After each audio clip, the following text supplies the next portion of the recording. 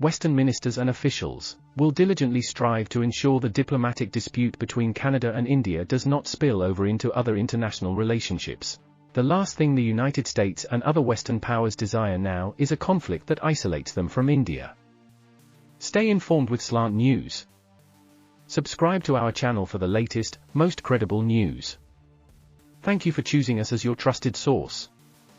On the expansive geopolitical chessboard, India assumes a pivotal role.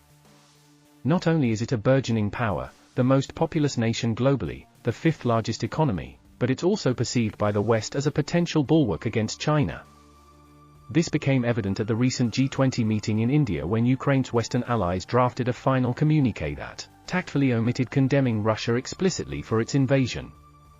They opted to safeguard their rapport with India, sidestepping a confrontation over the statement, a choice that vexed some in Kiev.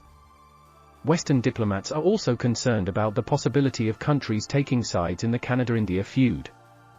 Tensions between the two nations significantly deepened this week when Prime Minister Justin Trudeau implicated India in the assassination of a Sikh activist in Western Canada in June. Lately, India has been positioning itself as the leader of developing countries, often referred to as the Global South. Many of these nations have refrained from censuring Russia's incursion into Ukraine. The US and select European countries have been earnestly engaging in diplomatic overtures to win over these nations, emphasizing that the war holds significance for them and their economies.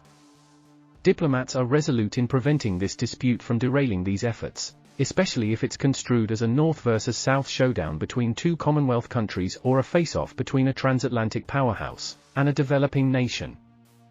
Canada's foreign ministry revealed that Mr. Trudeau discussed the matter with US President Joe Biden and British Prime Minister Rishi Sunak. For the moment, Canada's allies are demonstrating loyalty tempered with caution. The White House expressed deep concern about the murder allegations, emphasizing the importance of Canada's investigation proceeding and the perpetrators facing justice. For countries like the UK and Australia, both home to substantial Sikh communities, there's always the potential for such a diplomatic dispute to impact domestic political dynamics.